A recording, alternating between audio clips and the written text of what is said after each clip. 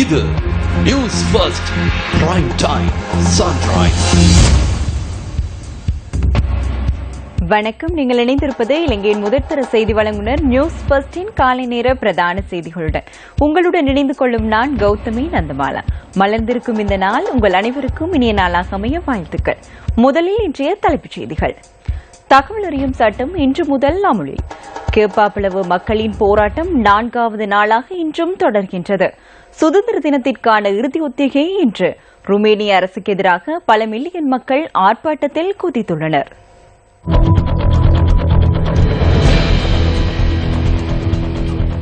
இனி விரிவான செய்திகள். 69வது சுதந்திர தின கொண்டாட்டத்தை முன்னிட்டு காலி முகத்திடலை சூழவுள்ள பகுதிகளில் விசேட பாதுகாப்பு திட்டம் முன்னெடுக்கப்பட்டுள்ளது.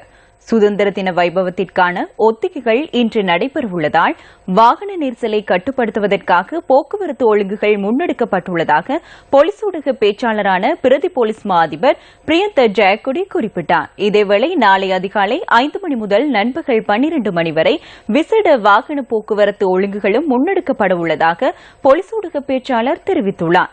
அதற்கமைய நாளை அதிகாலை 5 மணி முதல் காலி முகத்திடல் சுற்றுவட்டம் முதல் பழைய பாராளுமன்ற சுற்றுவட்டம் வரையிலும் சைத்தியா வீதியூடாகவும் வாகனங்கள் செல்வதற்கு தடை விதிக்கப்பட்டுள்ளது. மேலும் நாளை காலை 7 மணி முதல் நண்பகல் 12 மணி வரை கொள்ளுப்பட்டி சந்தியால் காலி முகத்திடல் நோக்கி பிரவேசிப்பதற்கும் சென்ட் மைக்கேல்ஸ் வீதியால் காலி முகத்திடல் நோக்கி பயணிப்பதற்கும் தடை விதிக்கப்பட்டுள்ளதாக போலீசார் அறிவித்துள்ளனர். தொடுன சுற்றுவட்டத்தின் ஊடாக காலி வீதிக்குள் பிரவேசிப்பதற்கும் செரமிக் சந்தி ஊடாக பழைய பாராளுமன்றம் நோக்கி லோட்டஸ் வீதி ஊடாக பயணிப்பதற்கும் வாகனங்களுக்கு தடை விதிக்கப்பட்டுள்ளது. அத்துடன் யோர்க் வீதியால் இலங்கை வங்கி மாவட்டத்திற்குள் பிரவேசிப்பதற்கும் சீனூர் சந்தியால் கோட்டை ரயில் நிலைய வீதி ஊடாக மத்திய தபால் பரிமாற்ற நிலைய சந்தி ஊடாக செரமிக் சந்திக்குள் பிரவேசிப்பதற்கும் வாகனங்களுக்கு அனுமதி வழங்கப்பட மாட்டாது என போலீசார் தெரிவித்தனர். மார்கான் மாக்கார் வீதி உத்தரானந்த மாவட்ட சந்தியூடாக காலி முகத்திடல் சுற்றுவட்டத்திற்குள் பிரவேசிப்பதற்கு குறிப்பிட்ட காலப்பகுதியில் வாகனங்களுக்கு அனுமதி வழங்கப்படாது என்றும் போலீஸ் ஊடக பேச்சாளர் சுட்டிக்காட்டினார்.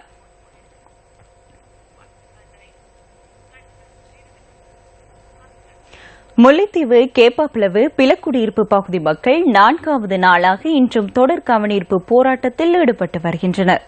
பிலக்குடியிருப்பு பகுதியில் மக்களுக்கு சொந்தமான காணியை விடுவிக்குமாறு வலியுறுத்தியே இந்த கவனீர்ப்பு போராட்டம் முன்னெடுக்கப்பட்டுள்ளது.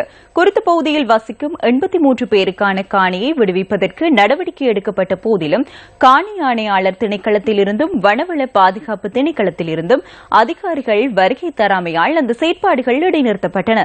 இதனையடுத்து காணியை விடுவிக்குமாறு வலியுறுத்தி பிலக்குடியிருப்பைச் சேர்ந்த சுமார் 75 பேர் கடந்த 3 நாட்களாக தொடர் போராட்டத்தில் ஈடுபட்டு வருகின்றனர்.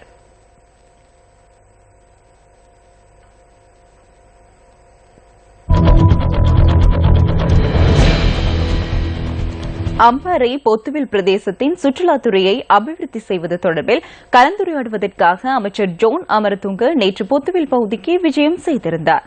நேற்று மாலை பொத்துவில் அருகம்பை பகுதியில் இடம்பெற்ற இந்த நிகழ்வில் ஆரம்ப கைத்தொழில் அமைச்சர் தயா கமகே, பிரதி சுகாதார அமைச்சர் பைசால் காசிம், சுற்றுலாத்துறை அமைச்சரின் செயலாளர் ஜனக சுகதாச ஆகியோர் கலந்து கொண்டிருந்தனர்.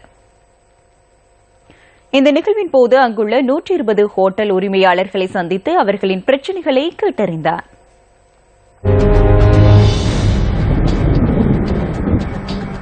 இன்றைய நாளுக்கான வானிலை தொடர்பான தகவல்களுடன் இணைந்து கொள்கிறார் திணைக்களத்தின் வானிலை அதிகாரி கே. சூரியகுமாரன்.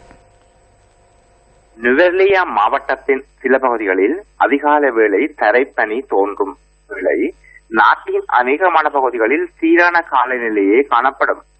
சப்ரகமுவ மத்திய தெற்கு மாகாணங்களின் சில பகுதிகளில் அதிகாலை வேளையில் தனிமூட்டம் காணப்படும். நாட்டின் சில இடங்களில் மணிக்காலத்துக்கு 50 கிலோமீட்டர் வேகத்தில் இடையிடையே சற்று பலமான காற்று வீசக்கூடும் என்று எதிர்பார்க்கப்படுகின்றது. கடற்பிராந்தியங்களை பொறுத்தவரையில் இலங்கையின் மேற்கு தெற்கு கடற்பிராந்தியங்களில் மணிக்கு 50 கிலோமீட்டர் முதல் 60 கிலோமீட்டர் வேகத்தில் சற்று பலமான காற்று வீசும். அதனுடன் இலங்கை தீவை சுற்றியுள்ள அநேகமான கடற்பிராந்தியங்கள் சீரான காலநிலையை காணப்படும். கடற்பிராந்தியங்களில் காற்றின் வேகமானது மணிக்கு 20 கிலோமீட்டர் முதல் 30 கிலோமீட்டர் வரையான வேகத்தில் வட கிழக்கு திசையிலிருந்து காற்று வீசும். இந்த காற்றின் வேகமானது சில சந்தர்ப்பங்களில் மன்னார் முதல் புத்தளமூடான வெலப்பெட்டிய பிரதேசம் மற்றும் மாத்தறை முதல் அம்பாந்தோட்டை ஊடான பொத்திவில் வரையான கடற்பிராந்தியங்களில் மணித்தாரத்துக்கு 50 கிலோமீட்டர் முதல் 60 கிலோமீட்டர் வரை அதிகரித்து வீசுவதன் காரணத்தினால் இந்த கடல் பிராந்தியங்கள் இடையிடையே சற்று கொந்தளிப்பாகவும் காணப்படும்.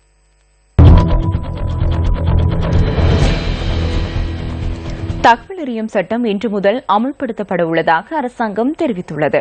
இதற்கான வர்த்தமானி அறிவித்த இன்று வெளியிடப்பட உள்ளதாக ஊடகத்துறை அமைச்சர் கயந்த கருணாரத்ன குறிப்பிட்டுள்ளார். பாராளுமன்றத்தில் உள்ள அனைத்து உறுப்பினர்களின் ஏகமனதான தீர்மானத்துடன் தகவல் அறியும் சட்டம் கடந்த வருடம் நிறைவேற்றப்பட்டது. அதற்கும் இந்த சட்டத்தினூடாக நாட்டு மக்களின் தகவல் அறியும் உரிமையை உறுதிப்படுத்துவதாக அமைச்சர் கயந்த கருணாதிலக்க குறிப்பிட்டுள்ளார். இத்துடன் நியூஸ் ஃபர்ஸ்டின் காலை நேர பிரதான செய்திகள் நிறைவடைகின்றன. நமது அடுத்த மணித்தள செய்திகளை 10:25க்கு எதிர்பாருங்கள். வணக்கம். Hotline 0114-896-896 www.newsfirst.lk. Feedback at newsfirst.lk.